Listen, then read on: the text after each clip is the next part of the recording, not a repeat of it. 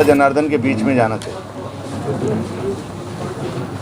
और जनता जनार्दन की समस्या को चौपाल के माध्यम से सुनना,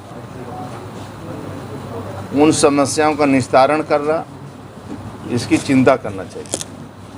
सरकार की जो योजना पिछले 5 वर्षों से चल रही हैं, प्रधानमंत्री आवास, मुख्यमंत्री आवास, गौस्थल, कोविड हॉस्पिटल और गरीबों की कल्याण की योजना, तालाबों पोखरों की योजना, नदियों को जिंदा करने की योजना और कानून व्यवस्था। जनपद महत्वपूर्ण है और यहाँ के गरीबों का विकास होना चाहिए। सालों से 70 सालों से कांग्रेस का शासन रहा है, सपा बसपा का शासन रहा है। पिछले 5 सालों से योगी जी नेतृत्व कर रहे हैं राज्य का। गरीब का कल्याण कैसे होगा, गरीब की खुशहाली कैसे होगी, ऐसे जिन गरीबों को आवास या राजस्व गांव में नहीं जोड़े जाते, ऐसे लोगों की चिंता कौन करेगा?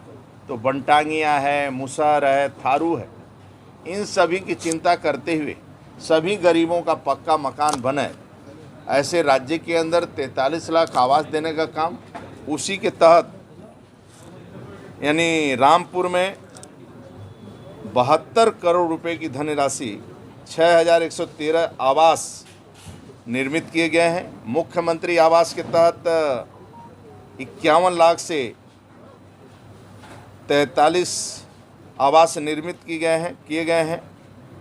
जल शक्ति अभियान के अंतर्गत 1191 तालाबों का जीर्णोद्धार पूर्ण और 75 अमृत सरोवर को विकसित किए जा रहे हैं।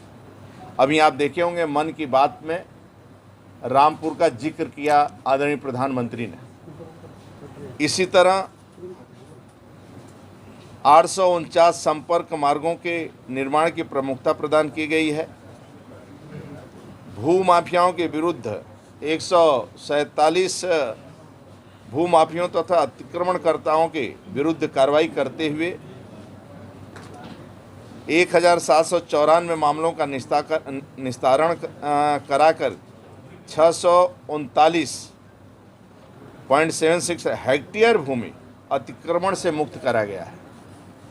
यानी गन्ना किसानों का भुगतान हो, प्रधानमंत्री किसान सम्मान निधि, किसानों को ऋण मोचन का काम हो, फसल ऋण मोचन हो, गन्ना किसानों का पेमेंट हो, शादी अनुदान, पेंशन, दिव्यांग पेंशन, कन्या सुमंगला योजना, निराश्रित महिलाओं को पेंशन और मुख्यमंत्री बाल सेवा योजना, टैबलेट स्मार्टफोन का वितरण, प्रधानमंत्री उज्ज्वला योजना और आयुष्मान का कार्ड गरीबों को ये सब वितरित हों ठीक ढंग से, गरीब खुशहाल ले।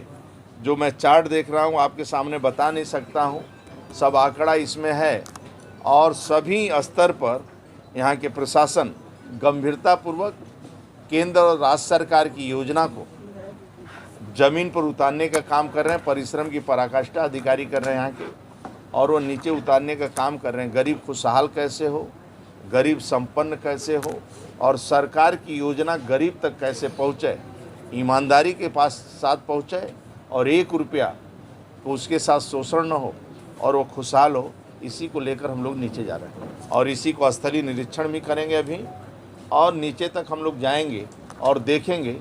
इसमें सभी अधिकारी भी और हम लोग लगे हैं और आदरणीय प्रधानमंत्री, आदरणीय मुख्यमंत्री के नेतृत्व में ये गरीब का विकास के लिए, गरीब के कल्याण की योजनाओं का लाभ सीधे गरीबों को मिल रहा है।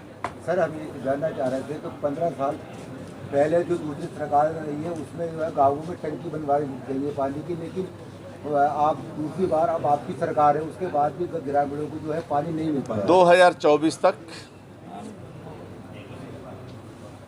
नल के माध्यम से शुद्ध जल देने का निर्णय आदरणीय प्रधानमंत्री जी ने लिया है।